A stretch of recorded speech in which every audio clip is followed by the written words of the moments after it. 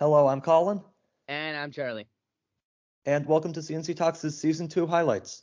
And today we're going to be taking a look at sports and revisit the top stories we covered from every episode this season. As with the political highlights, because of the length, we will split this into two parts.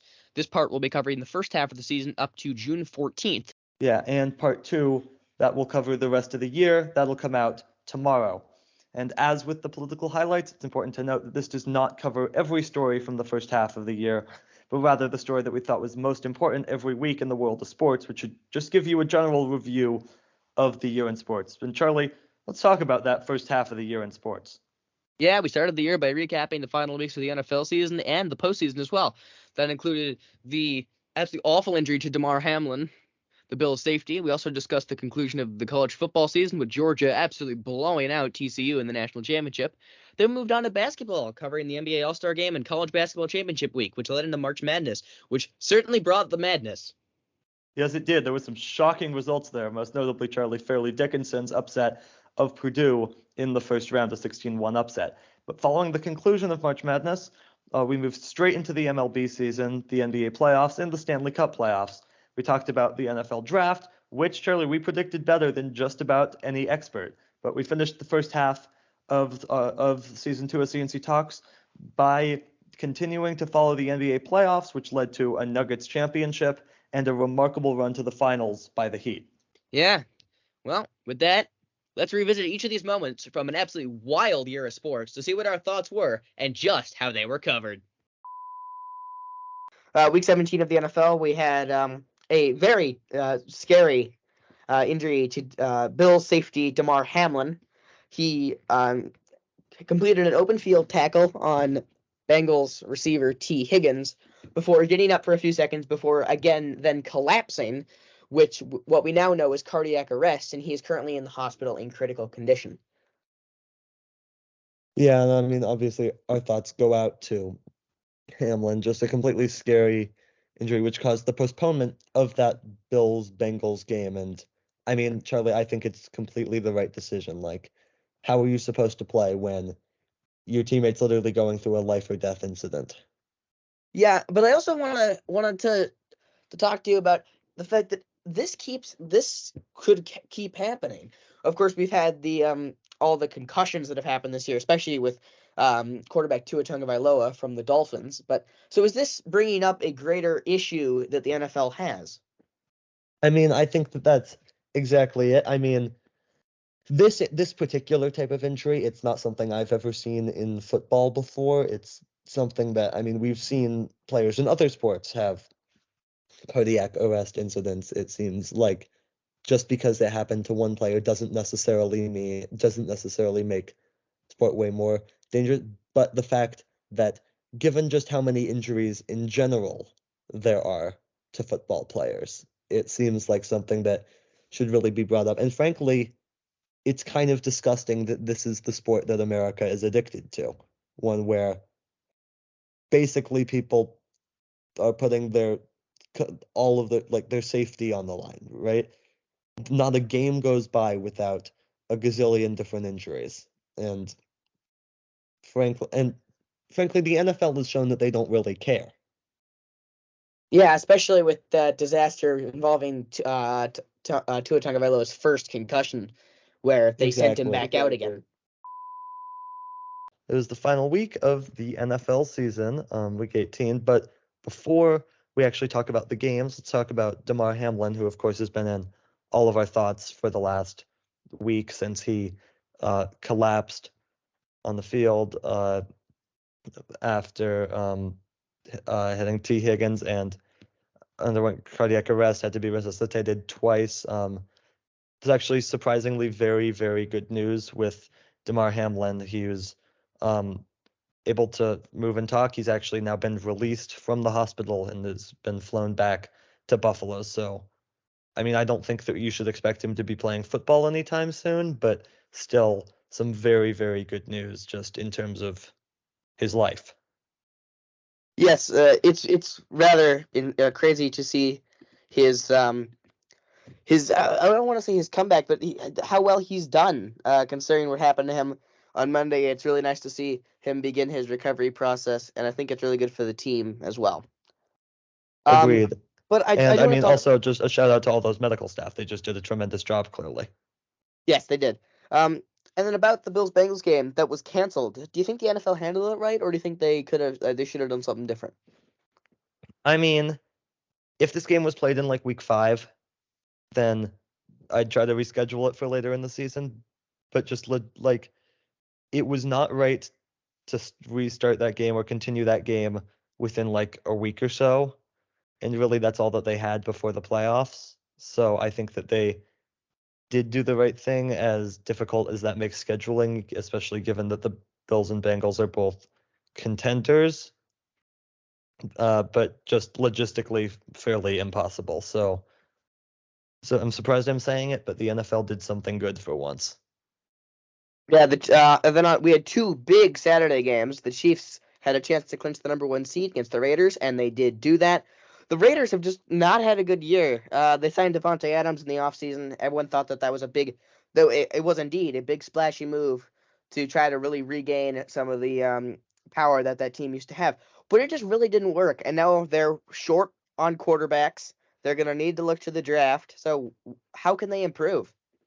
Well, I mean, I'm honestly kind of surprised that they moved away from Derek Carr, but I don't think that Jared Stidham is a long-term option either. So I agree they need a quarterback, but really, we talked about this last week somewhat.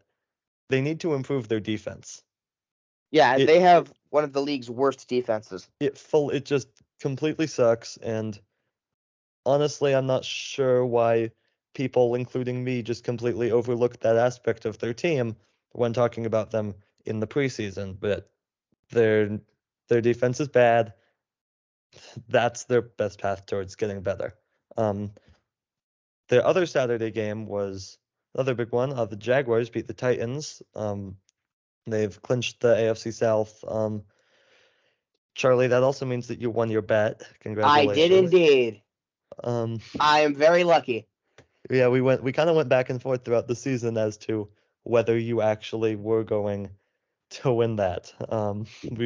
We changed our minds a lot, but what led to this turnaround for the Jaguars? Well, I really think they started playing a lot better. Lawrence really started kicking it in a high gear. He didn't have a great game against Tennessee, but he had a couple of good games previously. Their defense really stepped up as well. They had a couple of huge interceptions. They had a pick 6 to end the game against the Cowboys, and then they had a huge fumble against Josh Dobbs last weekend that ended up winning them the game. Yeah, I mean, also to me, the big turnaround was they no longer have Urban Meyer as their coach, and that's every single day starting to look more and more like the worst coaching hire of all time. I mean, the Jaguars just keep winning without him. I mean, it's not just all of the off-field stuff. It's that the Jaguars just sucked when Urban Meyer was their coach. Well, they weren't very good before he was there either. I mean, fair, but they did just draft Trevor Lawrence. Since then, Trevor Lawrence has been a great quarterback. Urban Meyer has not been a good coach. I mean, Urban Meyer has also just not been a coach since then. Yep. Luckily for everyone else. Agreed. So what happened to the Titans, though? Is it just injury with losing Ryan Tannehill, or is this something bigger that they may not be able to bounce back from? It was injuries. Henry kind of got shut down in a couple of those games. Their defense really stopped functioning very well. Yeah, going from 7-3 to ending your season 7-9, I believe. 7-10 was it? They just 7 and really 10. collapsed. It did not. They just didn't look like a good team. They had a couple of really bad losses. The loss to the Texans was just terrible. But I do really think the main problem here was injuries, and I do think they will be better next season. Yeah. Getting rid of A.J. Brown didn't help them. No, it did not. Falcons beat the Buccaneers. It's a question, which is, should the Falcons stick with Desmond Ridder next year, or should they look elsewhere? I think it is too early to judge Desmond Ridder. He seemed at times pretty good, at times pretty bad. I think we need to give him another season before we can officially say that the Falcons need to move on from him. And I do think they have more bigger long-term problems that they have to deal with before they worry about their quarterback. So does that mean that as we look at the draft, that they should be looking not at quarterback, but at other positions to fill in the holes around him? Should they really try to build around him, or should they just move on? I mean, that is an interesting question because it's not a good idea to build around someone who isn't good. But I do Exactly. think they need to. I do think they need to give him more of a chance. And if he doesn't pan out, I think they should keep Mariota there as well. But so you really think that Marcus Mariota is even a better option at all than Ritter, yet alone sufficient enough to potentially get them to where they want to be? Yeah, well, I think next season there's basically no expectations for the Falcons. I think they're just gonna give Ritter as many chances as they can get. If he doesn't pan out, they'll see what they can do otherwise, and if not, they can get a QB in the 2024 draft. Yeah. All right. Bills beat the Patriots. Bills actually they returned 2 kickoffs for touchdowns, including the opening kickoff. Patriots now though, they're eliminated from the playoffs. Bill Belichick says he will be back to coach them next season, but what's next for the Patriots? They at some points in the season looked quite good. They looked really good at times, and at others they just really floundered. They really fell apart in the last few weeks of the season. I don't think there's really any cause for concern. They need to really build. They need to get a better receiver core, but other than that, Mac Jones is banned out pretty well, and their defense is still looking pretty good. Yeah, I think that that's a pretty fair assessment. The Vikings beat the Bears. Bears clinched the #1 draft pick with this loss. So should the Bears draft Bryce Young, or should they continue with Justin Fields and draft somebody else, or maybe even trade away that pick? There is but two players. There's but one player on the Chicago Bears team that is actually functional, and that is Justin Fields. He is the only good player on their team. So no, they should keep Justin Fields. So then, what should they be looking for in the draft then? Like anybody else?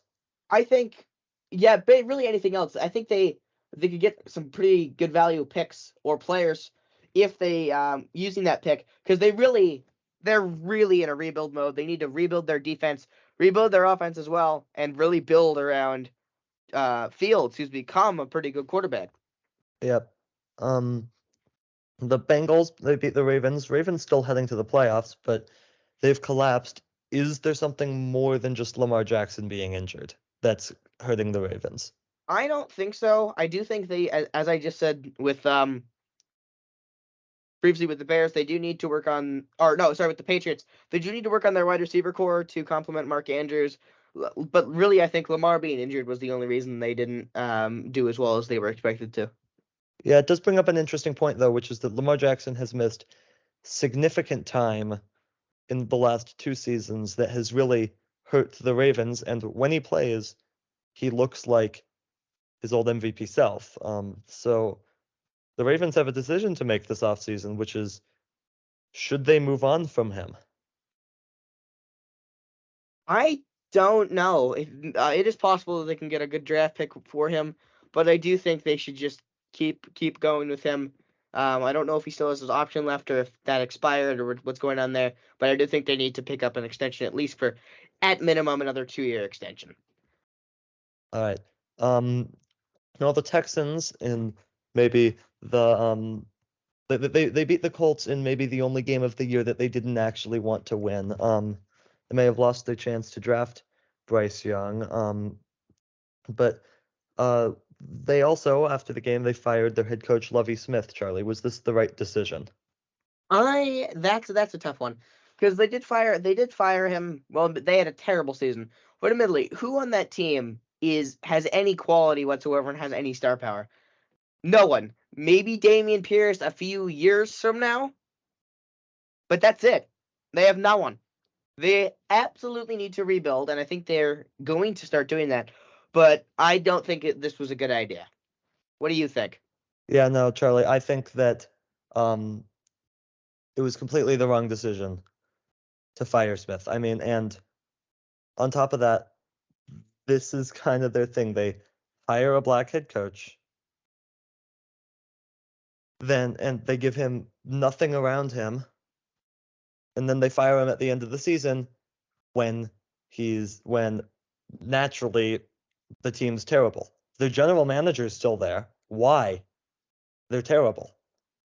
Why? Not because of their coach, but because they have no pieces. Yeah, you can't blame not having pieces on the coach. Exactly. Because it's not his job. Yeah, so the Texans, as we mentioned a minute ago, they may have lost their chance to draft Bryce Young, although, as we said earlier, also the Bears probably unlikely to draft Young. So what should the Texans do now? See if they can draft a quarterback, because I don't see them sticking with Davis Mills. No, it does not seem to be a good option. But I feel like a team that has even less certainty than the Texans might be the Colts. What do? They need to fire Jeff. They need to find a replacement for Jeff Saturday. Agreed. Find a quarterback. Find a new running back, because Dameon Pierce stopped work. Because Jonathan Taylor stopped working apparently. Find a new defense, and maybe just find a better team. They need to do an absolute 100% overhaul of their entire team.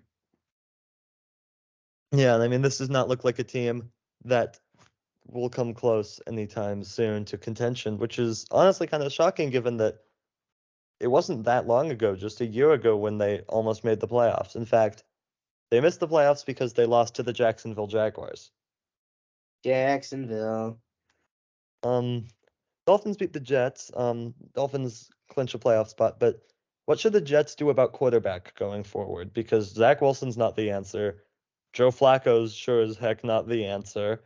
Mike White might be. Mike White is probably not the answer, but you never know. And at the certainly end of the day, better the than Jets, certainly despite better their hot than the other start, two. They went 7-10. Yeah, but certainly better than the other two. That's for sure. Yeah, the Jets are in a bad situation. They weren't bad enough to have a shot at a good quarterback, but they weren't good enough to make the playoffs. There is a bright spot, though. Their defense was amazing. They got a couple of really good rookies to look forward to. Breece Hall, who got hurt, is going to be good next year. So, if they fix their quarterback situation, I think the Jets might be able to sneak in next year. Yeah.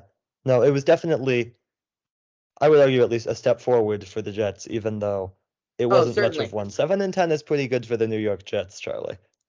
Yeah, especially in the division that they play, and considering they have to play Buffalo and New England twice a year.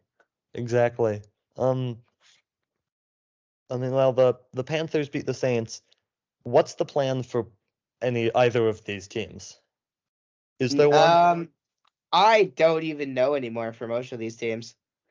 I'm just gonna repeat what I said before. The Saints need a QB. Their defense is okay, and Chris Olave is pretty good. That's all I have to say about them.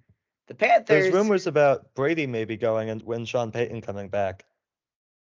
Yeah, that could be interesting. But I think more interestingly for the Panthers, there were some bright spots this season. If they didn't somewhat collapse towards the end of the game last week, they could be in the playoffs. Exactly, they would be, I believe, actually. So I don't think it's time to panic yet in Carolina, but I do think they need to fix some of their issues for next season. Yeah, I mean, the entire NFC South is bad, I think is the word that we're looking for. The Steelers beat the Browns. Is Kenny Pickett the future for Pittsburgh? Yes, he is. He had some bright spots. He really did have some bright spots this year. But I think the bigger question coming out of this game, the Browns were supposed to be really good. They picked up Amari Cooper for basically nothing. Yeah. And they got Deshaun Watson. Watson has not panned out at all. He hasn't looked very good. Cooper looked good, though. So I think if they can get Watson playing back on form, or maybe go with Jacoby Brissett, something like that, they can eventually start moving again. Yeah, I mean, I feel like they've played better football in the last, since Watson came back, even though Watson maybe hasn't played great himself. Yeah, that's true. And of course they have that monster defensive line with Myles Garrett. Yeah, of course. He's their number one overall draft pick that actually worked out. And in news, absolutely no one saw coming. The Broncos actually won. Oh, I saw it coming actually. Not a typo. And the Chargers started their starting players this week. Did they play the whole game though? I don't know actually, but it is they did start the game. So I think a question coming out of this game is, has Russell Wilson been better in the last few weeks, and can he carry it into next season? I mean, I think that he pretty clearly has been better in the last few weeks. So the question is, though, like you said, were the last few weeks a fluke, or with the first dozen weeks him just figuring it out and now he's back on track? I mean, I think it'll help him if he gets a competent coach. We've heard Sean Payton's name tossed around. We've heard Jim Harbaugh's name tossed around for that Broncos head coach opening. But Harbaugh is in some trouble right now because there's a scandal at Michigan. Yeah, but those are some names being tossed around. I think that will help Russell Wilson. Ultimately, though, every year that he gets older, I think he's gonna continue to get worse. And I see the Broncos being basically about as good of a team this year, or about as good of a team next year as they are this year. Yeah, that's looking like what it's gonna be. The Seahawks beat the Rams, and they clinched the playoffs because of something that we'll talk about in a minute. Do you think Sean McVay is gonna stay with the Rams? I do. I think that, I mean, there's like the last couple off seasons, there's actually been a lot of rumors circulating around McVay. I think that, yeah, the Rams had problems. Some of that can be attributed to injuries. A lot of it can't. I still think that McVay is going to stay, but I think that it's pretty clear that he does not, like, he's still young. He's not the guy that's looking to be an NFL head coach till he's Pete Carroll's age, for example. I mean, I think that there's a really good chance that he ends up becoming a TV analyst somewhere, and it seems that he would be very, very good at that. And who's going to be their quarterback For the Rams next year? Yeah, I've got it as Stafford, but we will see. I'm saying that it's going to be. Honestly, I don't think anyone saw this coming. I'm going to say Baker Mayfield. I think that Baker Mayfield, what he did with the Rams, I won't go as far as to say he deserves to have a starting job somewhere next year. But also, it's like, if Davis Mills gets a starting job, then Baker Mayfield should be getting a starting job. Or he could go to the Texans and stop Davis Mills from getting a starting job. Yeah. No, the Eagles, they beat the Giants and have clinched the NFC East and the number 1 seed. Are they back on track? I definitely think so. I think Jalen Hurts coming back, I think, as I said last week, would really give them a boost. They beat the Giants. That was actually a pretty close game, and I do think they might have some trouble in the playoffs. Yeah, but, I mean, I think that bye week for them is really going to serve them well. Yeah, I agree. The 49ers beat the Cardinals in a blowout. The Cardinals then fired their coach, Cliff Kingsbury, finally. Do you think this was the right decision? And can the Cardinals bounce back next season? First question, yes.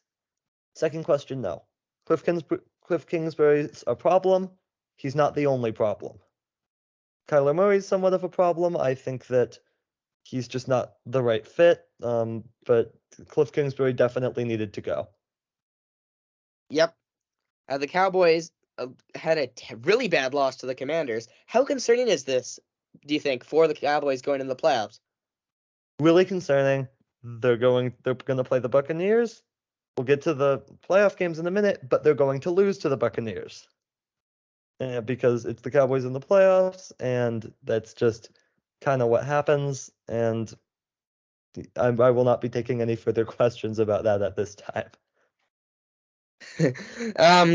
And on Sunday night, the game of the year, the final game of the season, the Lions beat the Packers, knocking the Packers out of the playoffs and sending Seattle to play San Francisco.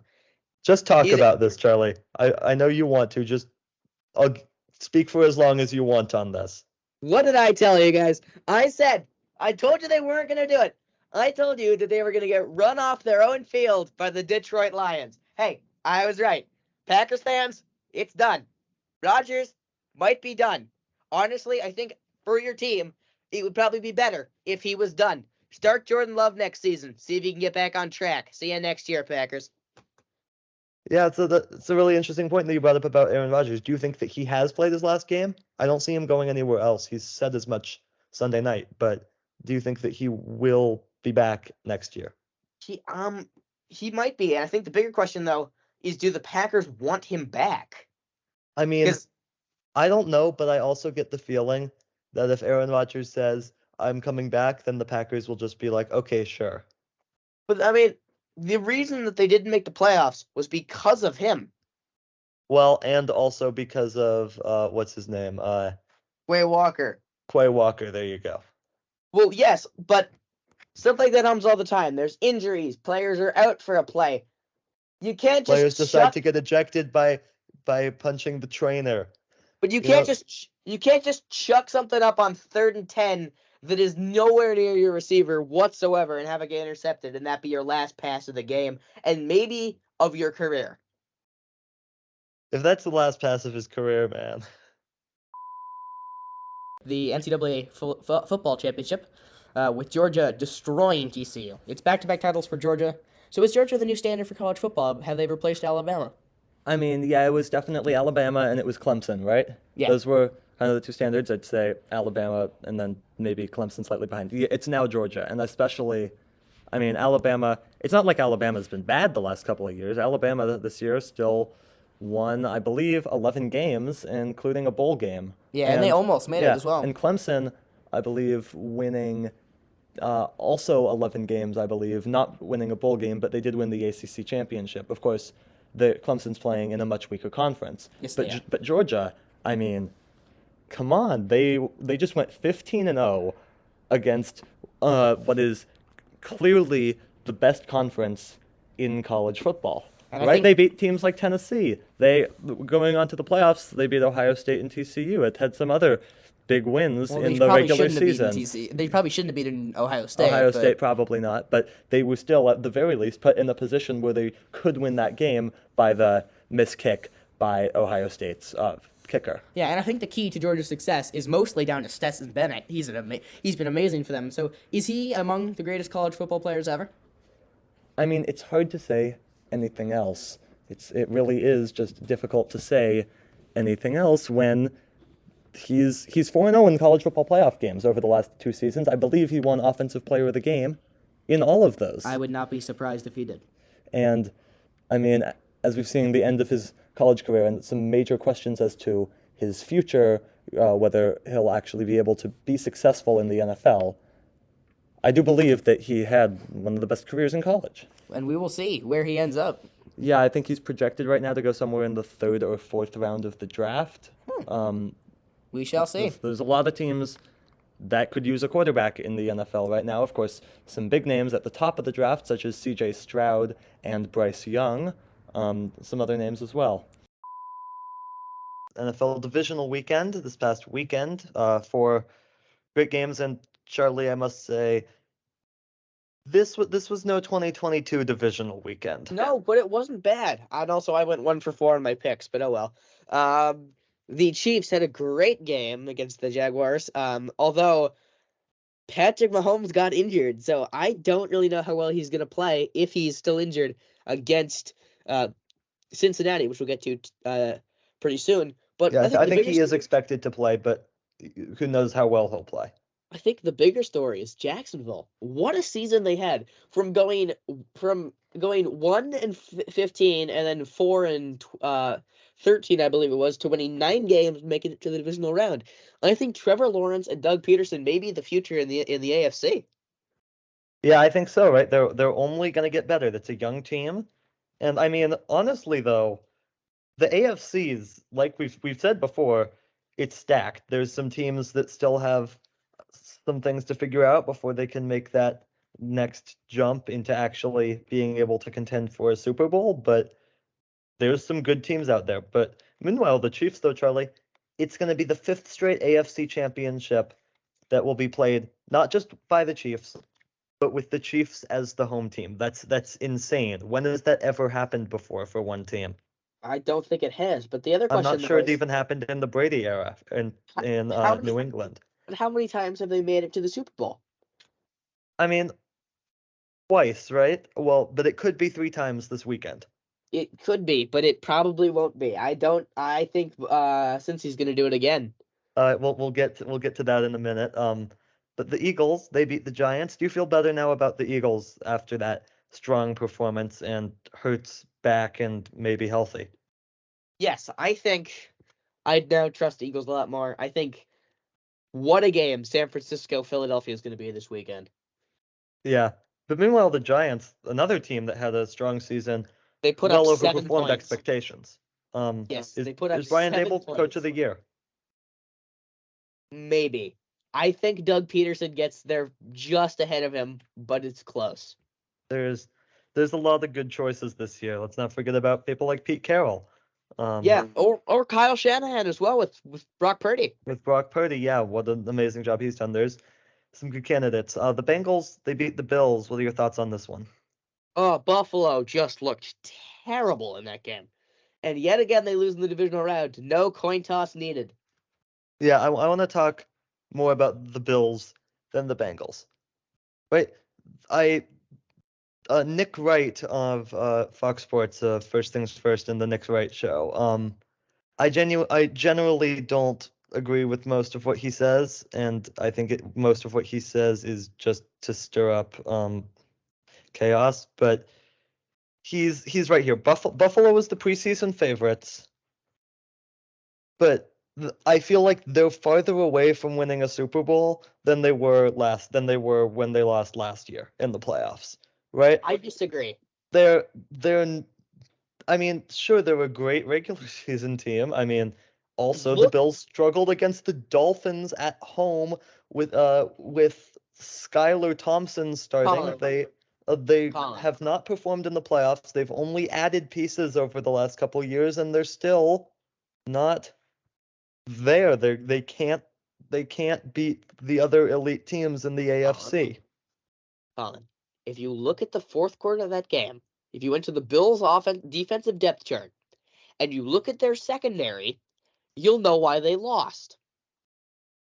It wasn't just the fourth quarter though. The rest of the game had to put them in that position where they lost that way. Yeah, they got such a banged up secondary though. I think that's what really killed them. If you have Joe Burrow and Jamar Chase hitting you over the top repeatedly, well, that ain't gonna go very well. Josh Allen didn't have a great game, but I think this one's on the Bills' defense. They needed to step up, and they didn't.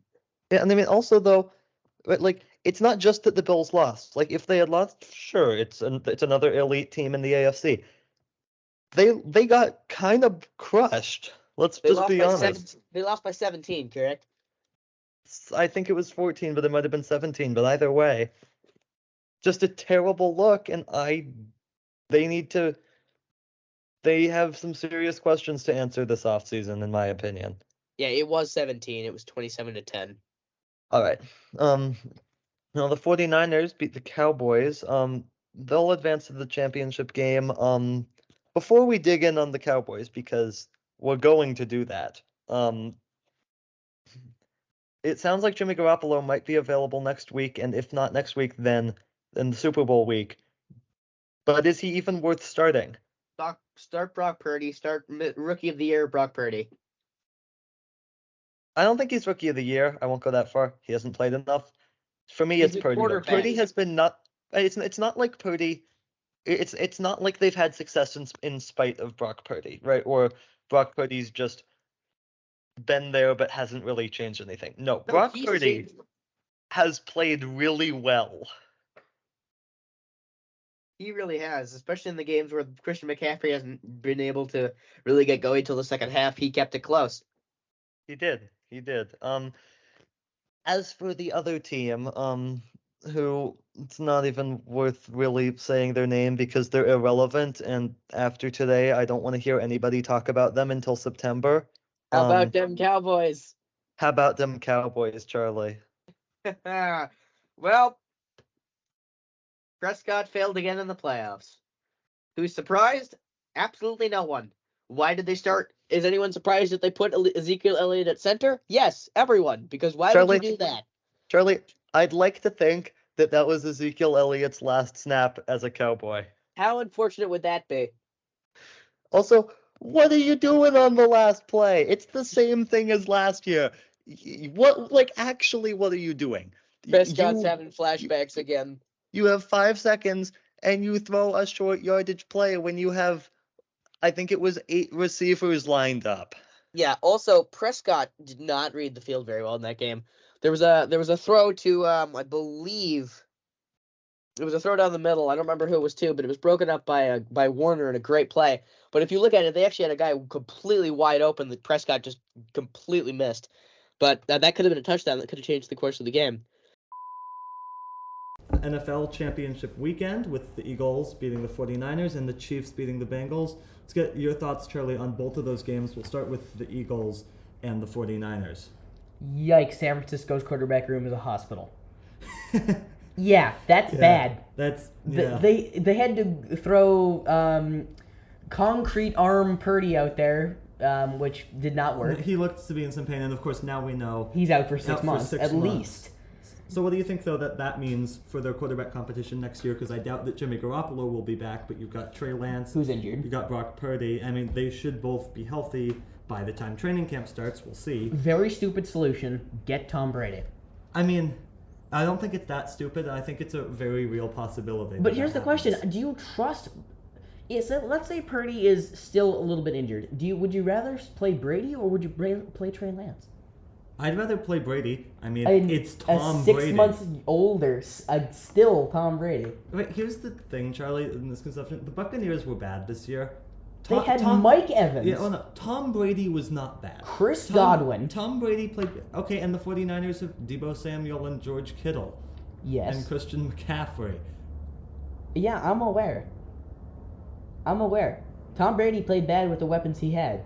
So that means... He didn't play that badly. The rest of their team sucked, but he did not suck. I would disagree with that. Yelling at your offensive lineman on the sideline because you didn't get a good pass off is not acceptable. I mean, sure, yeah, that is fair. That is not a good look at all. But with the Eagles... they are unstoppable. I don't think anyone can stop them. You don't think that they smashed the Giants. They beat whoever the Niners were starting, but yeah, that we'll give a full Super Bowl and preview next week. The Chiefs probably got lucky. They really did get lucky against Jacksonville with that Agnew fumble. Yeah, and then probably shouldn't have beat the Bengals. Again, we'll give you a preview of the game next week. But do you think though that the Eagles they still would have won even with Purdy being healthy for the entire game? Yes, I think they would have. Okay. There was some bad officiating in that game. Both games were terribly both officiated. games were terrible, but that first game... one in particular that first game was not as bad as the second game, where the Chiefs beat the Bengals by a last-second field goal. On the stupidest and worst officiated 44 seconds in NFL history. Well, really just the worst officiated game in NFL history, and frankly, it's disgraceful that happened in a championship game, and I think, Charlie, it's a very real... possibility, something. We'll get to what actually happened in the game itself in a minute, but I first mentioned that I think it's a very real possibility that the NFL is intentionally rigging games to benefit I wouldn't go higher that markets. far. I wouldn't go that far, but I would say we do need to have an investigation into that reffing crew. Into that reffing crew, sure, but no, I personally think that, I mean, it does generally, when the calls are bad and one-sided, it does tend to always favor the bigger market team. I'm just going to do a very short play-by-play of the last 44 seconds of the game. Burrow sacked, the Bengals punt, Sky Moore picks it up, there's a absolutely blatant block in the back that isn't called. There was. He runs down to the 45, Chiefs snap it, I don't think they go anywhere on first down, snap it again, Mahomes runs into the pocket, there's a absolutely terrible non-called holding. No, correct. And then a very close borderline call that was called against the Bengals. I do think that was the right call. That was for the late hit. Oh, yeah. That was the right call. I think that but was it should have been offset by the holding. Correct. And it would have just been a redo play. So the Chiefs come out with a 45-yard field goal, right down the middle, game over. Exactly. And, I mean, that wasn't the only bad officiating. We remember that 3rd and 9. That was a disgrace. On the 5th down. Yeah, that was a disgrace. I have to say it made me slightly happy to see Eli Apple eventually get that holding call. It did. Will he be back for the Bengals Cancun, next Eli. year? Yeah, see you in Cancun. Will he be back for the Bengals next year? No, I don't think so. Will he be back for anyone next year? Probably Cleveland. Cleveland or Las Vegas or no one else. All the best people, right? Yep. All the best people. We'll preview the Super Bowl, Charlie. What are your thoughts heading into the game? These two teams are absolutely stacked. This is going to be a great game. I'm going with Philadelphia. You're going to go with Philadelphia by, what type of score are you looking at? Philadelphia by 7. Exact scores? Or, what are we talking here? So, they're going to win by anywhere from 1 to 10. I don't think they're going to win by more than 10. Okay, but, like you said, I feel like these are really the two teams. It couldn't really happen in any other way this season. It's been a wild NFL season, but ultimately I think that the two best teams made the Super Bowl. I mean, the Eagles, kind of flawless, did fall off at the end when Jalen Hurts was injured, but what a season he's had. And then, of course, Patrick Mahomes has been as great as ever, and I feel like he's somewhat underappreciated sometimes. Sometimes he is over supported sometimes too, however. I like the Chiefs in this game, actually. By how much?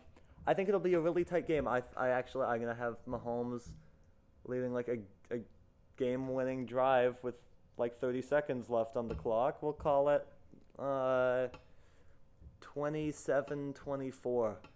And I mean, last year was a good Super Bowl. There's been some really lackluster Super Bowls in the last few years. I think that this will be, including the Rams putting up 9 points in 2019.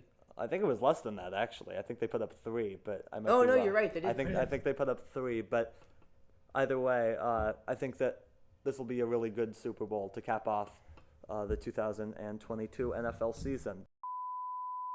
Talk a little bit about the Super Bowl, though we mostly covered that for good long while, I think almost an hour and a half on our live stream Sunday night. We will leave a link to that in the description, in the description, of course, yeah. But how about for people who don't listen to our content on YouTube, what's your main takeaway from the Super Bowl? I think the main takeaway is both teams really deserved to win, but just really not the way it happened. That holding call was very unfortunate, but I do think a really good game. And that penalty was so unfortunate because it really tainted what could have been one of the greatest Super Bowls of all time. Yeah, and my main takeaway, Patrick Mahomes is one of the greatest quarterbacks of all time. Indeed. Very simply, and he's just, 27 or 28? It's truly incredible. It is. Well, the NBA had an all-star game. It wasn't good. It wasn't, I mean, game is a bit strong. There were stars. Game's a bit strong. What needs to change, Charlie? Because that was just an absolutely terrible all-star game. I don't know. I think it's a problem with the game itself, maybe with the players selected, but I don't know. It was just a horrible game. Yeah, I mean, the best all-star game is the MLB all-star game, right? True. And it makes sense. It does make sense. Because it's the hardest to change the game to make it worse. It's harder for players to half-ass it. It's pretty difficult without being completely obvious. Exactly. I mean, no defense, which there's never been much, but there was no defense this year. Whatsoever. Players were shooting from half court. Sure, it's fun when it goes in. What was the final score of the game again? I don't even know. It was bad. And I mean, it's fun to see high-scoring games like that, but not when, theoretically, you could just walk up to the basket and dunk it. It was 184 to 175. That's bad. The highest scoring quarter was Team Giannis in the third with almost 60. Yeah, I mean, I get why players don't want to play hard like that. I do, but the NBA needs to come up with a solution because they've got this thing. Sure would be great if it worked out for them. And actually was competitive. Should they pay players more is an interesting question. Should they pay players who are on the winning team? Maybe make them want to participate more and actually play. That is a possible incentive, and I think they may end up doing that. Yeah. Now, Mac McClung won the dunk contest. Charlie, what did you think of his dunk contest performance? That was incredible. He had I think a couple of perfect ones. I think he had one that was maybe 1 or 2 points off. But yeah, some of his dunks were amazing. Yeah, some of the best dunks I've seen in the dunk contest, granted, haven't been watching it for that many years, but no, incredible performance, especially for a G League player, Charlie. He played like 2 career NBA games or something before the dunk contest. The winnings that he got from the dunk contest was basically the same amount that he had made so far in his career. Wow. So now that the All-Star break is over and we're heading into the second half, what are some teams you're looking at to make some big progress as we head to the end of the season? Charlie, I have a stat for you on this, okay? Yep. So the Western Conference. The current 4 seed in the Western Conference, the Phoenix Suns. This is as of taping. Okay? The current 13 seed in the Western Conference, the Oklahoma City Thunder. Guess how many games separate them? 4.5. 4, yeah. So you're looking at a Western Conference where you've basically got 5 wide open playoff spots. Yeah, and one good week brings you up 9 spots. Exactly. I definitely have the Suns, Charlie, getting a spot because, I mean, once Kevin Durant starts playing, you kidding me? Then that is the best team in the league. But what about LA? Can the Lakers go on a run? So I thought so. And then we've learned in the last few hours that LeBron James is injured and will miss some unspecified amount of time. So I don't even have the Lakers making the play-in anymore. Don't think that the Blazers are going to do it. I mean, Lillard just dropped 71. Yeah, I mean, really, the Warriors are currently 7. I trust them in the playoffs. I don't trust them not in the playoffs, but I would trust them in the playoffs. I don't trust anyone below that because they're just a mediocre team at best. The Jazz, the Timberwolves, the Pelicans, the Blazers, the Lakers, the Thunder, and then of course there's the Spurs and the Rockets who are just completely out of it. They have something like 30 combined wins, I think. Less, 27 combined wins. Wow. Yeah, it's pretty pathetic, but it's wide open in the Western Conference, and everyone there, I would say from 7 to 13 is just kind of there. They don't seem like teams that could make any real noise, with the possible exception of the Warriors. I do think that the Mavericks will stay in the playoffs. I think that the Clippers will stay in the playoffs. So what about the East then? I mean, I'm looking at the standings right now. I don't see a way that the top 4 seeds, the Bucks, Celtics, 76ers, and Cavaliers, aren't the top 4 seeds in some order when we enter the playoffs. I do. I actually do. Who do you think could possibly jump up into that top 4? This is going to be nuts. But have you seen the Knicks' last 10 games? They're 8-2, unless I'm mistaken. They beat the Celtics. They beat Brooklyn. Yep. They lost to Philly, but then they beat Philly. They were 1-1 against them. No accomplishment right now. They've had some good games. They beat Utah. They beat New Orleans. They beat New Orleans Utah's pretty considerably. Not that good of a game.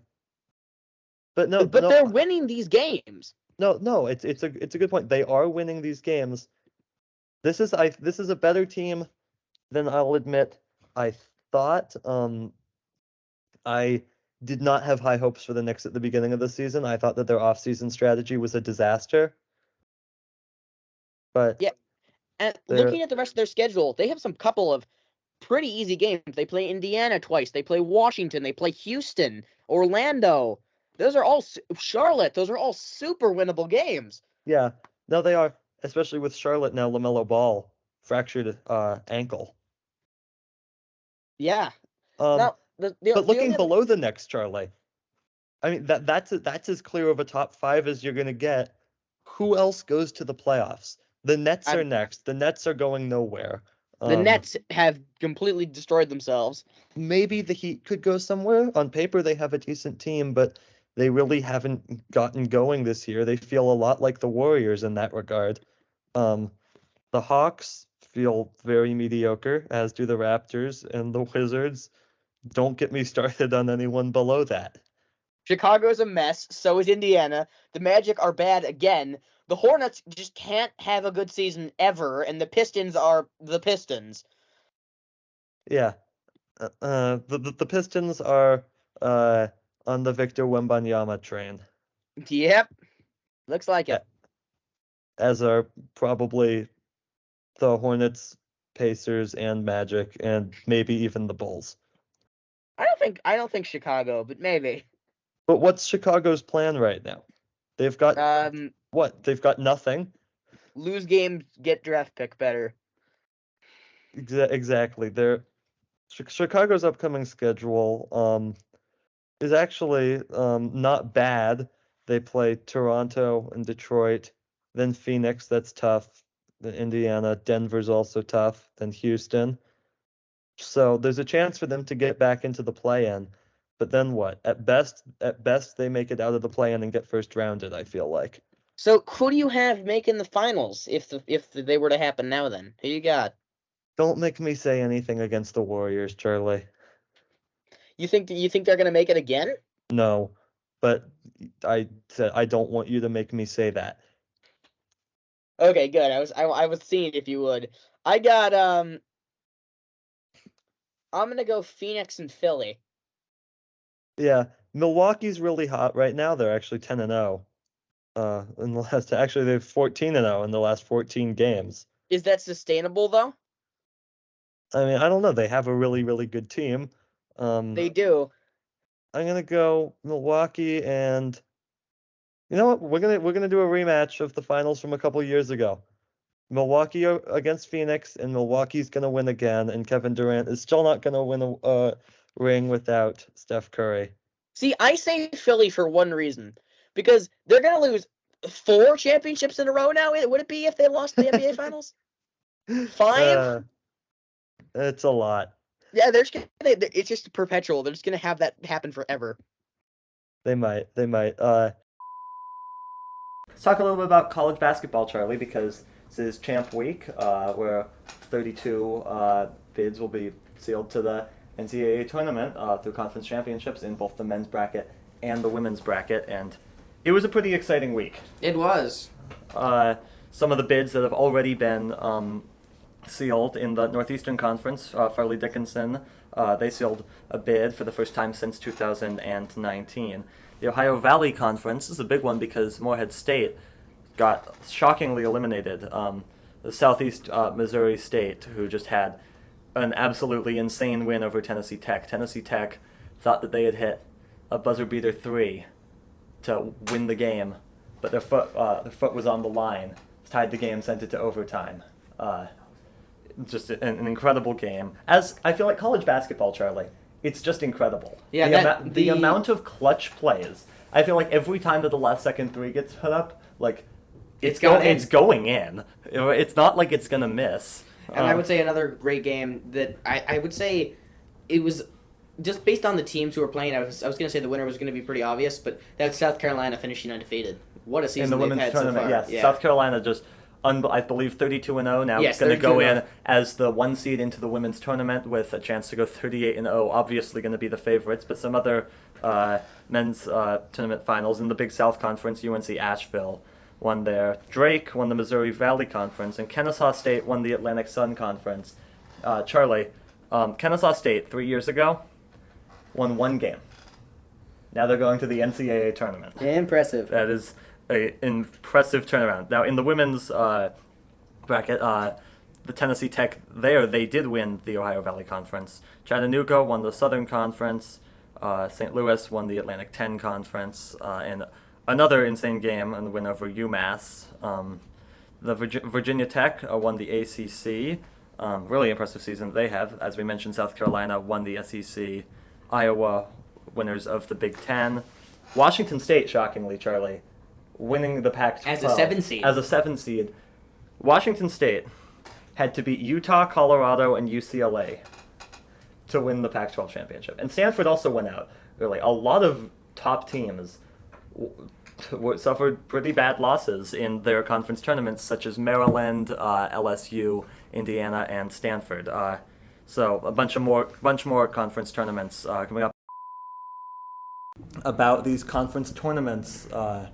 And at least on the men's side, it was, I don't want to say boring, but there weren't really any bid stealers. Of course, a bid stealer is a team that would normally have not gotten an at-large bid in the conference, who maybe does have another team that would get an at-large bid to make the tournament, which would of course kick an at-large team out. So for example, if, say, in the Pac-12, obviously Pac-12 getting 4 teams, Arizona State, USC, UCLA, and Arizona. But if, say, Stanford had managed to win the Pac-12 tournament, they're obviously awful this year, but if they had managed to do that, then that would have kicked someone else in the end, at Nevada, out of the tournament. So not really a whole ton of bid stealers, but definitely some interesting results. I believe that, Charlie, that there was a game in the Western Athletic Conference tournament, the WAC tournament, where this one team, I don't even remember the teams, one team was up 3, just a couple seconds to go. Other team shoots a 3, gets fouled, and hits it. So they get the 4-point play. And win the game. Just, I mean, kind of a tragedy, but Duke obviously winning the ACC tournament. But they're a 5th seed. They are a 5 seed in the NCAA tournament, but are you surprised, Charlie, that they won the ACC tournament? They obviously have a first-year head coach who's done just a terrific job. Yeah, I am a bit surprised, but I am really excited to see how would they do in the tournament, especially because they do have a couple of mismatches coming up, considering that they're not ranked in the top 3. Yeah, and what about Texas beating Kansas, just absolutely demolishing Kansas in the Big 12 tournament final, their second big winner for Kansas in a short period of time. Texas just looks really good right now. We'll have to see. Yeah, they're gonna be a threat heading into the tournament. Kansas, I feel like, though, may have been placed in a bit of a tough region. I mean, in that region, you're going to get a second-round game against Arkansas or Illinois. That's tough. Probably going to have to face UConn in the Sweet 16, and then probably like Gonzaga or UCLA in the Elite 8. That's a really tough region there for Kansas to get through. I feel like they may have been snubbed a little bit of a higher seed, but when we talk about snubs, Charlie, Rutgers missing the tournament. Oh, that was absolutely ridiculous. They should have made it. I mean, there is the whole Big Ten thing of always getting eliminated really early in the tournament. So that's something that we're going to see again. We might. All right, let's get started with March Madness. Chaos as it always is. We are now down to the final 4 in both brackets. Let's get your reaction to some of the most nuts things that have happened in both these tournaments so far. Okay, so let's start in the men's bracket. We have no 1 seeds. We have no 2 seeds. We have no 3 seeds. Charlie, do you know the last time that happened? Can't imagine. Never. It's never happened. Wow. There's a 9 seed, 2 5 seeds, a 4 seed. UConn's the 4 seed. We've got Miami and San Diego State as the 5 seeds. Florida Atlantic, an insanely impressive run. Also, they're the 9 seed, also into the Final 4. What an incredible tournament it's been so far. We saw Gonzaga, Charlie, your pick, get knocked off by UConn by 28 in the Elite 8. And your team lost in the Sweet 16. Yeah, Houston lost in the Sweet 16 to Miami. Texas in the Elite 8 blew a huge lead. Then there was also some down-to-the-wire games. That San Diego State-Creighton game, Charlie, insane. Oh, that was a great game. I mean, we haven't even talked about the earlier rounds. I mean, that Gonzaga-UCLA game. FDU Princeton. FDU Purdue. FDU Purdue, a great game, and I cannot say enough praise about FDU. It's not going to happen again, probably. Obviously, their coach leaving for Iona now, who Charlie picked to go deep in this tournament, and that didn't happen. But I don't know. A wild tournament as a whole. Princeton obviously getting really far as well, all the way to the Sweet 16. Just a great tournament, Charlie. Yeah, and we'll continue to see, especially on the men's side. What about the women's side? What are you thinking there? Women's side was also wild in some ways, right? Stanford and Indiana, both 1 seeds, going out in the second round. Last time a 1 seed in the women's bracket didn't make it to the Sweet 16. 2009. UConn on the women's side, they got eliminated in the Sweet 16. Last time that they didn't make it to the Final 4 2009. So it's been a minute. So, but I assume you still great tournament. Iowa. Can't say enough about Caitlin Clark. Also a 40-point triple-double. Never happened before in either the men's bracket or the women's bracket. But you have to imagine that South Carolina still is the huge favorite. South Carolina, you said? Yes. Oh yeah, South Carolina. I've got to imagine that they can win it all, but I'm really looking at that South Carolina-Iowa game that looks like now we're going to probably see in the Final Four. That might be the national championship, because I think who wins that game will probably win the national championship. That's, of course, Friday night, I believe. Yeah, and we'll start with March Madness. Charlie, let's start on the women's side. A pretty good Final Four. We'll start with that LSU Virginia Tech game. This is a pretty good game, LSU coming out on top. But then, Charlie, that Iowa South Carolina game, every bit as exciting as it was chalked up to be. Yes, it was. And then the finals kind of fell apart a little bit. We said, I don't know if we said it last week or 2 weeks ago, but we said whoever wins that South Carolina Iowa game would win the national championship. And Charlie, how about you tell people how that prediction went? I mean, given our bracket special for anyone who watched that, how do you still trust us on these things? We have no idea what we're doing, apparently. I mean, I feel like my takes come from somewhere, but apparently it's always from the wrong place. And mine are just generally don't make sense most of the time, but somehow most of them work. Yeah, no, that's fair. The Iona one didn't, but the Iona one didn't, and now they lost Rick Pitino. But now they have what's his name? The Farley Dickinson coach. What's his name? I don't know. Tobin Anderson, I think. He's their new head coach. That's 3 weeks in a row, by the way, that we've mentioned the fact that I chose Iona. Yeah. You've gotten a lot of content out of that absolutely out of that one text. Stupid joke I made. It wasn't a joke. Yes, you actually thought Iona would be half decent. Objectively, it was a joke.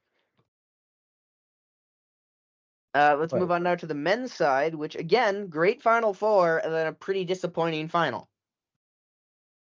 Yeah, especially that San Diego State, Florida Atlantic game. What an unbelievable game. What an unbelievable shot to seal the game for San Diego State. And their first appearance in the finals in history. In fact, they had never even gotten to the Final Four. And then there was that other game, UConn Miami. A less good game, but still pretty good game. That game wasn't very close, though. UConn coming out on top, and then UConn coming out on top over San Diego State in the finals by a lot, so they're the national champions. Very, very impressive run from UConn, Charlie. I was pretty high on them entering the tournament. I had them going to the Final Four, but they blew past even my wildest expectations for them. They're just a very, very well put together team, well coached, just a lot of great players. It's a good team. Yeah, it is. Let's start with talking about the NBA playoffs. At the time of taping this, really, we only have all of the game ones completed. Also, why we're not talking about the Stanley Cup playoffs this week, because they start the day a couple of games recording. completed by the time we're taping this. But let's talk about these game ones, Charlie. Yeah, and I think one of the best games that had one of the best results was the Warriors and Kings were kept it very close all game, and the Warriors lost, so I get to laugh at Colin now. Yeah, you do, and it's unfortunate, and hopefully the Warriors will come back in game 2. My big concern for them is they took a lot of 3-pointers that they shouldn't have taken, and they missed a lot of them. And they missed a lot of them. It was a very, very good game. Had everyone on the edge of their seats Saturday night. I think that this could be a really long series. I think we could potentially be talking Game 7 here, and we'll see how that goes. How about the Lakers? They had a great game against Memphis. Great game against Memphis, and now with Ja Morant potentially out for Game 2, I gotta imagine that they're the favorites right now, Charlie, to win that series. Potentially another extremely disappointing season in Memphis, and the Lakers How far could they go right now? I think they're a dark horse. I think with the team they got talent. They have a couple of big stars. I could see them going pretty deep. Assuming they get past Memphis, they get the winner of Warriors Kings in the second round. That is a easily winnable series for them. It is. And looking at some of the other games, the T-Wolves getting obliterated was not a surprise. Miami. The Suns losing was, though. Suns losing was, especially without Paul George. I got to imagine that the Suns are able to tough it out, win that series. We'll see, but not a great look for the Suns in Game 1. I'm not going to overreact to it too much. Also, not going to overreact to Miami's win over Milwaukee. I think that I still probably got Milwaukee in 5 or 6. Yeah, and considering the Heat also lost Tyler Hero in the process. Yeah. What about that? What about that Knicks Cavs series? That the Knicks look like the real deal. Jalen Brunson especially looks like the real deal right now. Yeah, they are looking good. I think the series is going to be close. I think this is another one that could go to 7, but I do think the Knicks are going to take it. Yeah, especially if we consider that last year's NBA playoffs were not especially good. I think that we're in for a pretty good postseason this year. I certainly hope so. We're going to start with, Charlie, the NFL draft. Just when this episode gets released, we will be T-minus 35 hours, I believe, actually, till the draft. So we're really closing in on it, and it seems to me right now like there have been few drafts with as much uncertainty in recent years as this one. And so much talent as well. So much talent, particularly at the quarterback decision. So Charlie and we are going to do a mock draft 1 through 10, and how we'll do it, we'll each do our 1 pick, then our 2 pick, and so on. Start, Charlie, with number 1. Who do you have as your number 1 overall pick, which currently goes to the Panthers? Unlikely that they're going to trade that. I am going with the rather default option here. I will take Bryce Young to the Panthers. And yeah, Bryce Young does definitely seem like the obvious choice. There were some thoughts that maybe it could be CJ Stroud, but right now I really like Bryce Young at number 1 overall. All right, who do you have at number 2, Colin? So this is the Texans pick. This has actually been really interesting recently because it's been unclear what direction the Texans wanted to go. Most people think a quarterback, though there's some reason to think in recent weeks that they might want an edge rusher. I don't see it. So I am going to have them taking a quarterback. I think that they're going to pick Will Levis. I'm going to have to agree with you there. I also have Will Levis to the Texans. Really? I thought that was a surprise pick, but apparently not. No, I think that if they were to take CJ Stroud, I don't think he would perform very well in that offense. Knowing the Texans, they'll probably mess up they'll probably mess up Levis's development anyway and have to pick up another quarterback next year. That's true. And also, prayers up for the Indianapolis Colts right now. They really, really, really wanted a good quarterback. They're going to get, at best, the 3rd best quarterback in the draft with the 4th pick. But who are the Cardinals taking, if the Cardinals even have that pick? Yeah, I'll let you go first on this one. I have heard that they're thinking of shopping that pick around. I think I believe Tennessee is interested in that one. Definitely. I have Tennessee trading up with Arizona, probably taking someone maybe like Budda Baker or someone like Hopkins, who I know wants out as well. Yeah. For that pick, and they would probably swap picks, and I have them taking CJ Stroud at 3. And I thought that I was going to be the sneaky one here and go with that trade. That trade just feels like a good fit for both of those teams. I also have Tennessee trading up, and yeah, so apparently we have the same top 3 in our mock draft. Oh, really?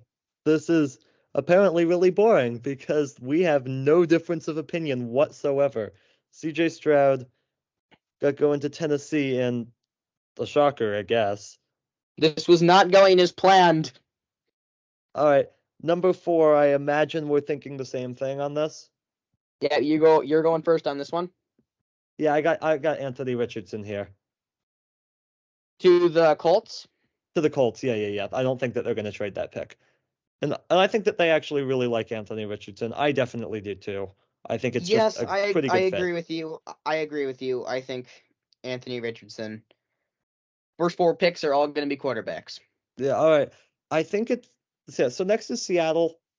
A lot of questions about what Seattle was going to do. Jalen Carter was kind of the consensus. I personally, as a Seahawks fan, I hope that they don't take Carter. There's just so many red flags. The talent is undeniable, arguably the most talented player in the draft, but so many red flags. I also, though, I think Pete Carroll cares a lot about culture, and I think that is going to prevent him from going with Jalen Carter. I also think he really likes Will Anderson. Give me Will Anderson to the Seahawks at number 5. I'm going to agree with you as well on that one. I think he would be a good fit in that defense, and I think that pick makes sense. Okay, so what are the odds that we have the same 10 now that we have the same front 5? I'm imagining still pretty rare. So who's up next? That would be the Detroit Lions, who got that pick from the Rams. Who do you have going 6 overall to the Lions, or do they trade that pick? I think the Lions are keeping that pick, and I think they are going to form an unstoppable defensive line, because I think they're taking Jalen Carter. Sigh, because that's exactly my thought too. Oh, no! Jalen Carter, number 6 to the Lions. I don't see Carter falling lower than that, even though he maybe should. He is maybe the most intriguing person in the draft because he has such potential, but also so many reasons to think that there just might be nothing. Pick 7 is the Raiders, and This is the one that you're going to have to go with. Who do you have at number 7 of the Raiders? I swear if you give me the same guy. Raiders, I feel like they want someone on defense. I think it's between Devon Witherspoon and Christian Gonzalez. I got Witherspoon here. Oh, no! I have Witherspoon as well. Just pick Gonzalez. No, I'm taking Witherspoon. It makes more sense as a draft pick. Yeah, no, it does. It does at number 7. All right. Please tell me we got something different. Atlanta Falcons, and I'll let you go here. Number 8 to the Falcons. I mean, they have AJ Terrell on that defense. Don't say it, Charlie. They need someone to support him. They need someone else on that defense, especially down low. Give me Tyree Wilson. We finally have a different pick. Yes! I think they're going to go on the complete opposite side of the ball. I think that they're going to go for a running back. Give me Bijan Robinson. Give me Bijan Robinson. Interestingly enough, I have him going to the next pick. I have Bijan Robinson, number 9, to the Bears. Robinson to the Bears. Bears, I think, want O-line.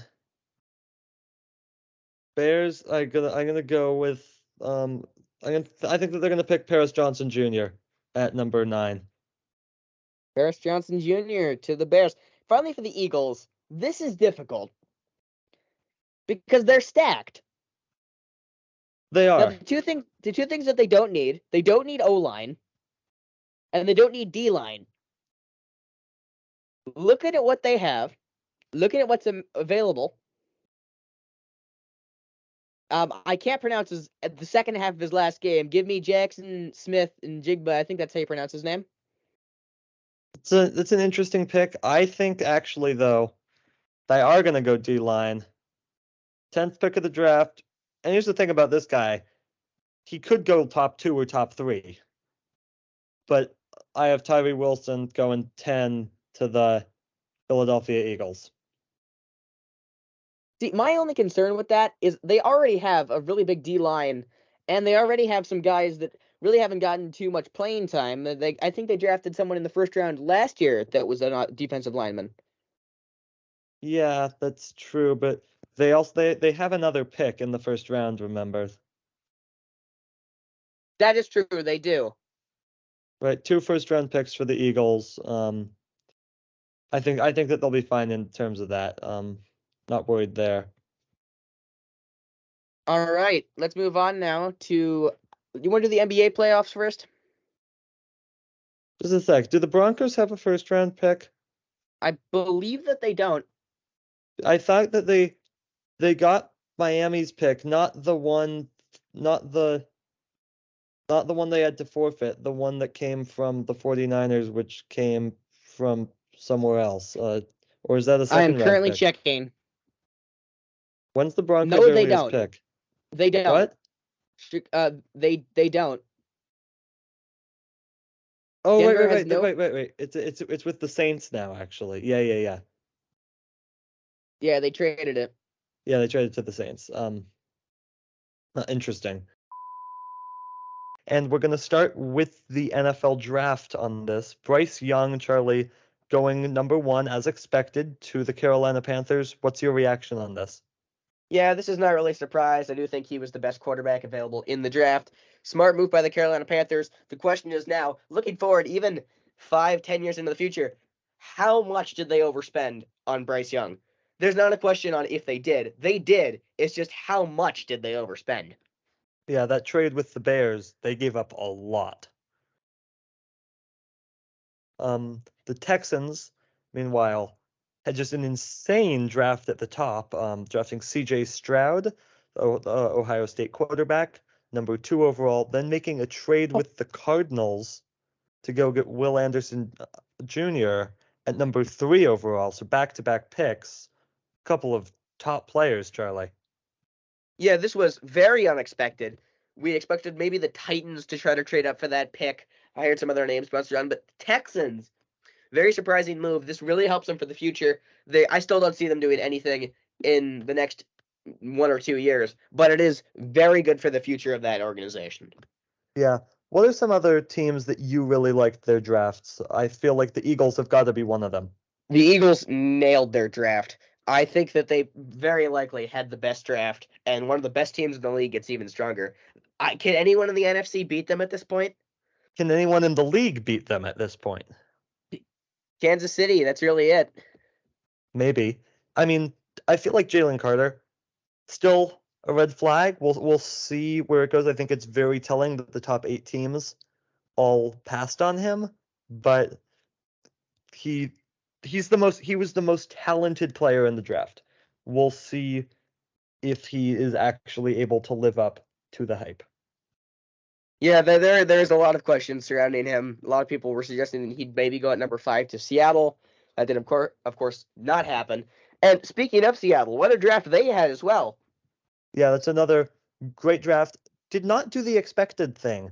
I feel like drafting Devon Witherspoon with that 5th overall pick, cornerback from Illinois. Most people expected them to go defensive line. Didn't go defensive line with their first pick. With their first round pick at number 20 either. Went with Jackson Smith and Jigba, a wide receiver. Really interesting moves.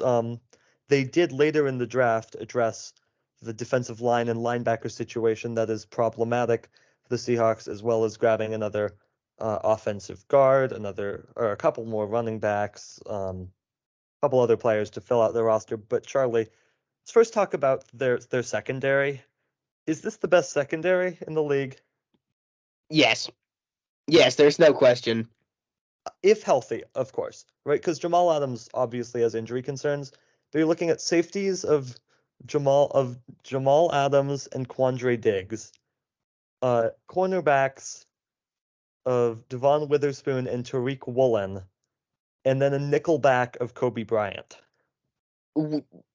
Is this stoppable? No, we are going to have at least 20 interceptions this year. It is wild. Now, to be fair, Witherspoon, not a big interceptions guy in college, but we will see, and we know that Tariq Woolen definitely is.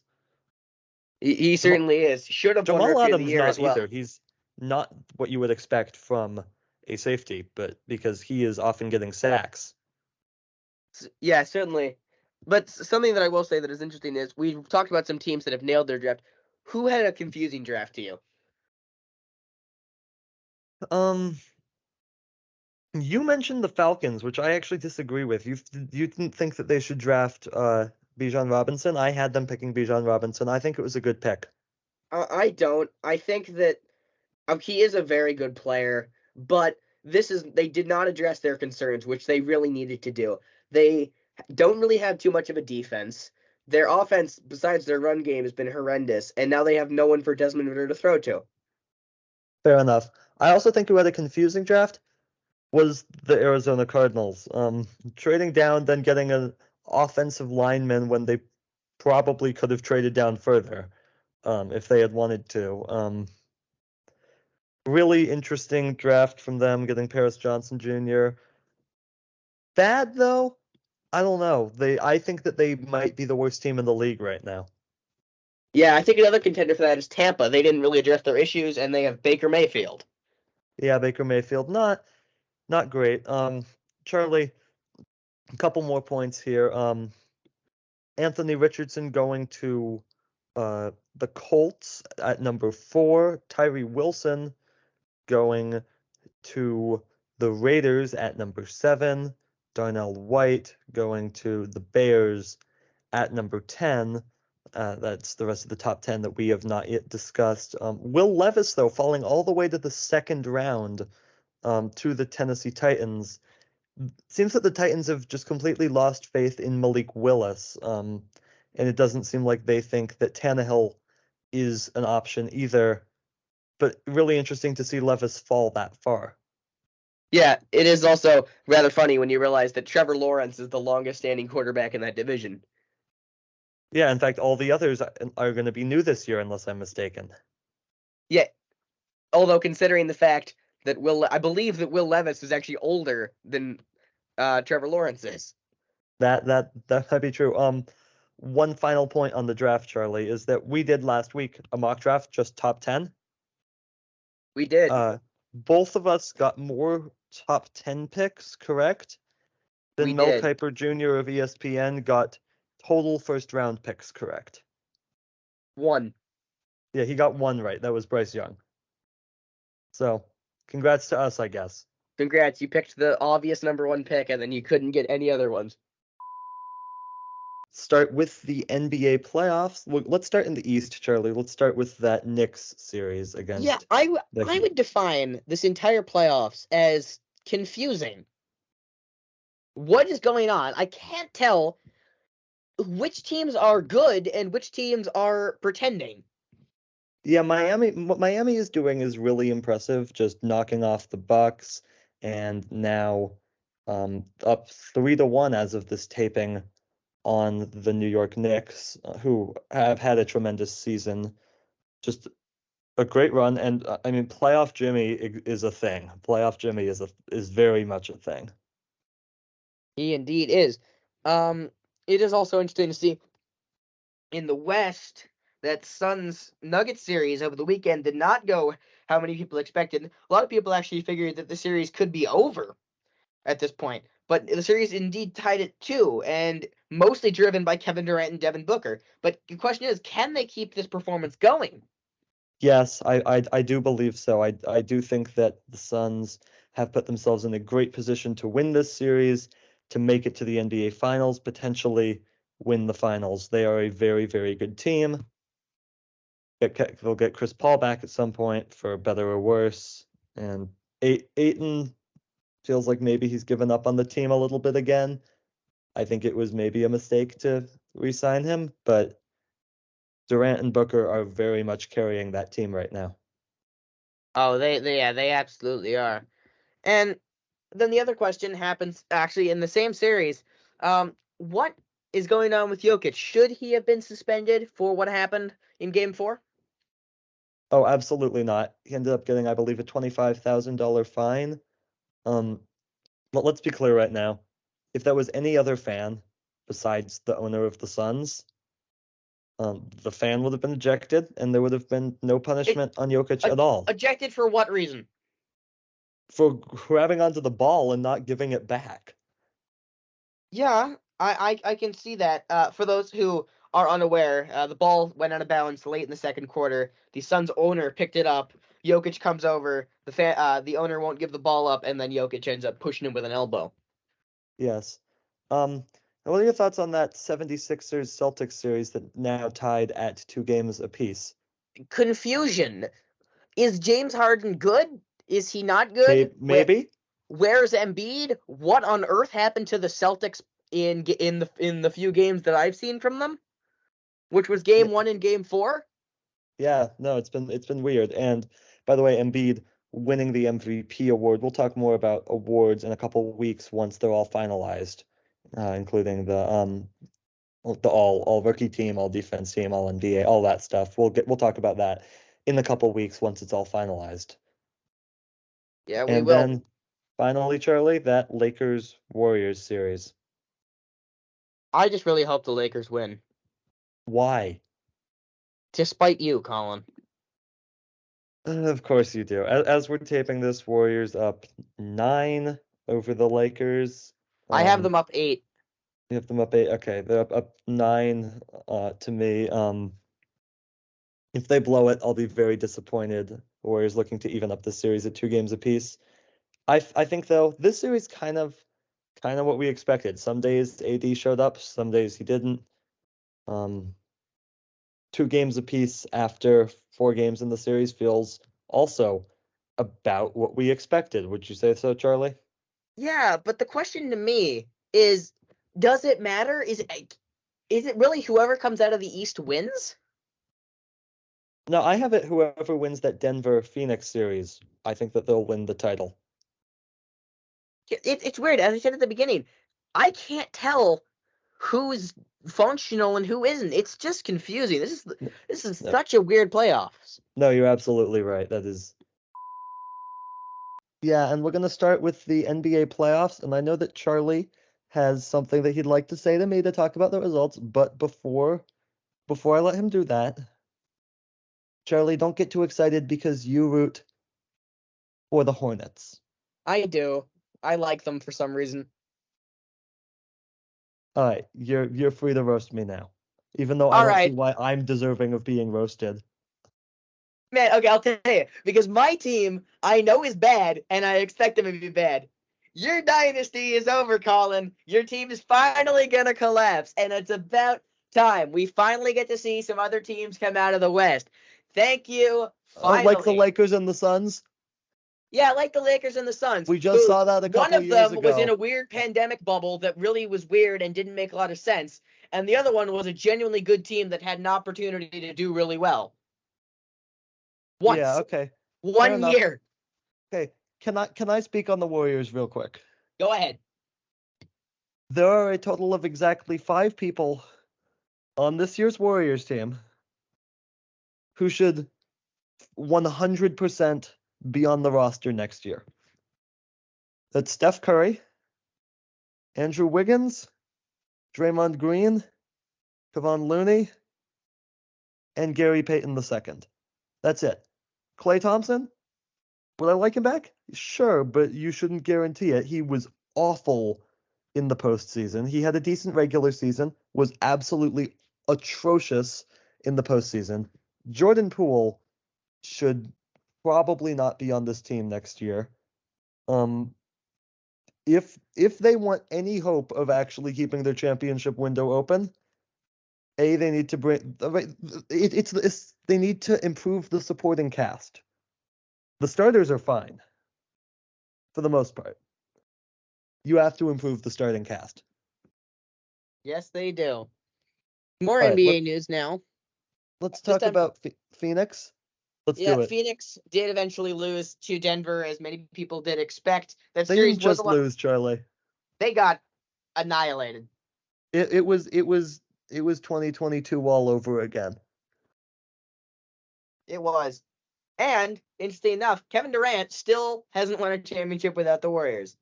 Yeah, so I can still gloat about that. What needs to change in Phoenix? They fired their head coach, but Booker and Durant are obviously a legit duo. Should Ayton be on this team next year? Should Chris Paul be on this team next year? I would say yes. I think they had a difficult stretch. Chris Paul, of course, getting injured. Ayton playing not very well.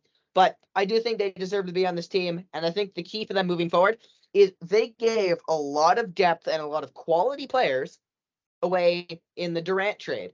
I think they need to rebuild that support cast around those 4 big players.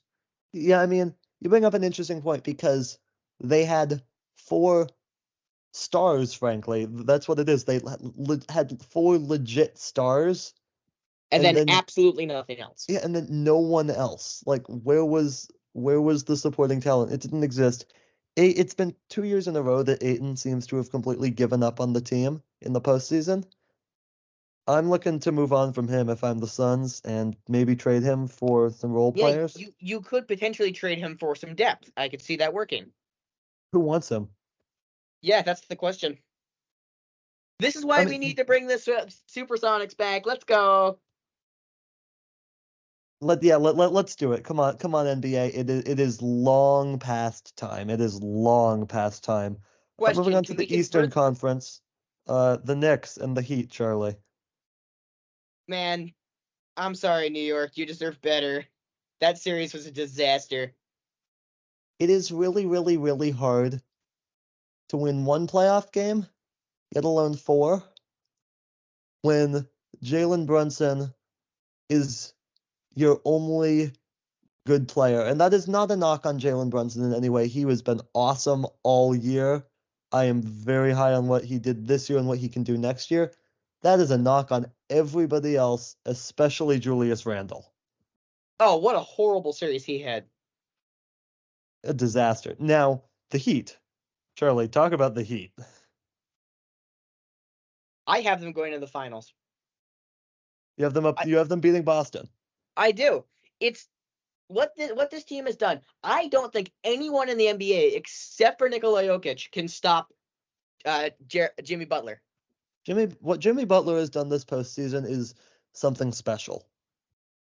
Unbelievably special. Amazing. And then that final semifinal or conference semifinal series, that was Boston and Philadelphia. Boston coming out on top in 7 games. In a big Another game really 7. disappointing year for Philly. Yeah, they did. In games that James Harden played badly, that team just was gone. Joel Embiid was not good. Like, at all. No, he had a terrible series.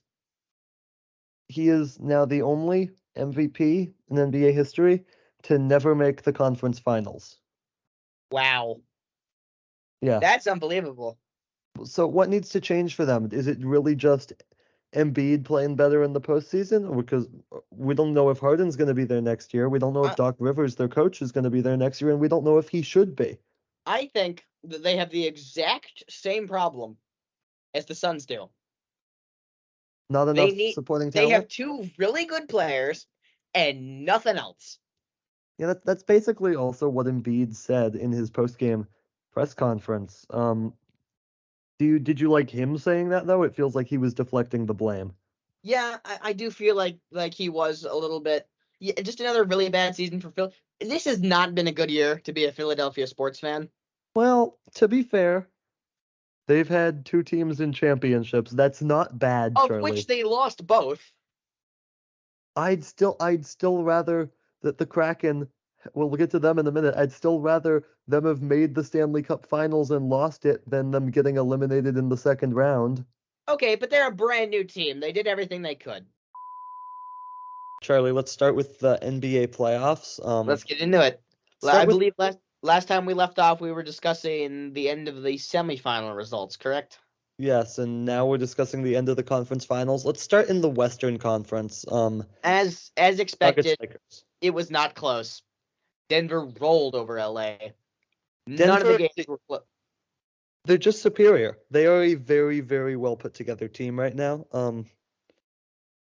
They are. So Denver and the state of Colorado actually have a chance to win something. Yeah, I mean, it's interesting because we keep hearing ESPN should talk more about Denver and not about the Lakers and LeBron James. I get that, but also, what else is there to say at this point about the Nuggets? They're a very good team. Jokic is amazing. What else needs to be said? Yeah, so the final question, I think, in the West is that it? Is that the final playoff run for LeBron James? I don't think he's retiring. I don't think so either. I just don't see it happening. I think he'll make it back to the playoffs. Can he go deep again? Probably not. Maybe. Does it matter? He's had a legendary career. He has 4 rings, 10 finals appearances, 4 finals MVPs. And on the other side, on the East, Heat take the first 3 games. Celtics fire back by winning the next 3. And then the Celtics just fall apart in Game 7. Yeah, they did. So let's start by let's talk about the winners. Talk about playoff Jimmy to start, Charlie. He is unstoppable. He's really impressive. I also think Eric Spoelstra deserves a lot of credit. He is, I think, one of the best coaches, if not the best coach in the National Basketball Association right now. Yeah, you could definitely make an argument for that. Yeah, and then also let's remember, they did this, the Heat. They went on this run without Tyler Hero and without Victor Oladipo. Yeah, that is definitely something that has to be mentioned. Another performer who I want to talk about, who had a great series, especially a great Game 7, was Caleb Martin. Oh, absolutely incredible. What he was able to do this series. I believe he threw down 26 in Game 7. Yeah, some big-time performances. I think, personally, he probably should have been Conference Finals MVP. The honor went to Butler. I'm not annoyed. They were both great. I just think that Martin was slightly better. On the other side, Charlie, the Celtics. Is it time to break up the duo of Tatum and Brown? I think so, but I don't think it's their biggest problem. So what is? I think that coaching is a big issue. I think the problem was coaching. I think if they still had Ime Udoka, they would have made the finals. Ime Udoka now the coach of the Rockets, I believe. Coaching, I think Joe Mazzulla was just clueless. It's not like they have talent. I think I saw on it might have been Charles Barkley that said something like the Celtics won games just off of pure talent, right? They didn't have plays, right? They could absolutely have made the finals if they had competent coaching. They just didn't. Yeah, let's start with that debt ceiling deal, which is now past both chambers of Congress, which is a new development since the last time we talked, and has been signed by Biden. Yeah, there was a lot of thoughts that this was going to go through, and indeed has. This stops the U.S. from defaulting on its debt and pushes that limit to after 2025. So, after the 2024 next Congress. Yeah, which after 2024 will be crucial depending on who wins the 2024 election. Some things we will talk about later in the politics section may affect that, actually.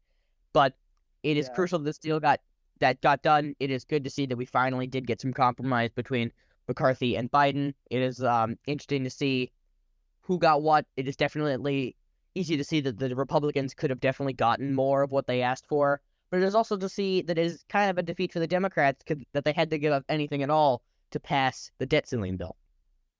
Yeah, I mean, credit.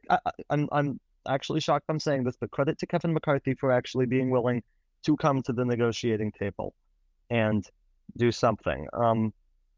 I do think that part of the reason that Biden was able to get out as much or stop the Republicans from getting as much out of it as people imagined that the Republicans might get out of it is because Biden basically saw right through the Republicans and saw, yeah, they're not actually going, or at least the majority of the Republicans are not actually going to allow the country to default. So they don't have the leverage. I do. And that, right, leverage is the most powerful negotiating tool, Charlie. Well, obviously, if you have the leverage, you control the pace, tempo, and what's going on with the situation. Yeah. And I think also something really interesting is who voted for this bill and who didn't, because what you saw is it did pass fairly comfortably in both the House and the Senate, but it was mostly the middle parts of each party that was voting for it. The far rights and the more progressives, they were not fans of this bill, Charlie, and a lot of far left Democrats did not vote for it. A lot of far right Republicans did not vote for it. In fact, most, I would say, of the far right Republicans did not vote for it. In fact, more Democrats voted for it than Republicans. Yes, and that is interesting to see because one of the huge exceptions to that was Marjorie Taylor Greene, who actually happened to vote for the bill, which was a surprise to me. Yeah, someone who did not vote either way was Lauren Boebert. She actually missed the vote. She said afterwards that she didn't vote out of protest, which is odd, but even more odd when you consider the fact that there's video of her running up the Capitol steps right when the vote was closing to try to go cast her vote and being told by reporters that the vote had closed, and she seemed very disappointed by that, which makes you wonder, what was she doing? She knew that there was a vote. She was just not there and not doing her job. Maybe she set her alarm wrong or something. And we'll start off with the NBA Finals, which finally ended. It ended in about the way we expected it. Nuggets ended up winning the series in 5 after Miami stole Game 2 in Denver. The Nuggets rolled, Jokic won Finals MVP, and the Denver Nuggets had their first championship in the history of the franchise. Yeah, and I feel like there's not that much that needs to be said here other than the Nuggets were just a very, very good team. Jokic, obviously incredible. Jamal Murray looking more and more like a superstar.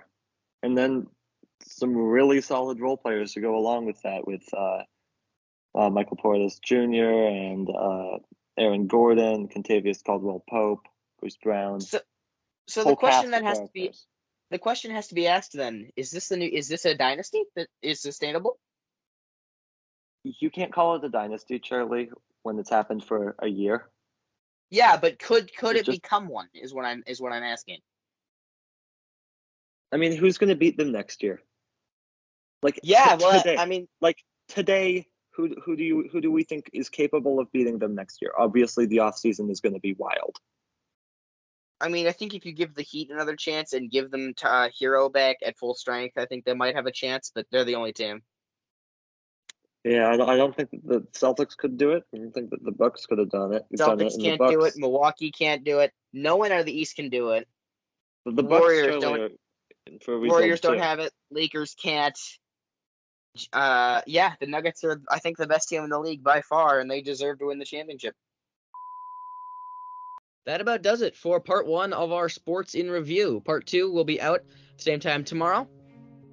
Yep, and make sure to subscribe to the C&C Talks podcast and visit our website, cctalks.com, for everything you need to know about the show. And call us with your questions at 360-389-2630. Again, that's 360-389-2630. And of course, follow us on Twitter at CC Talks Podcast. We'll be back with Season 3 of C&C Talks on January 4th. But until then, enjoy the holiday season and have a very happy new year. For our production team of Morris and Zack, I'm Colin. And I'm Charlie. And we'll see you next year in 2024.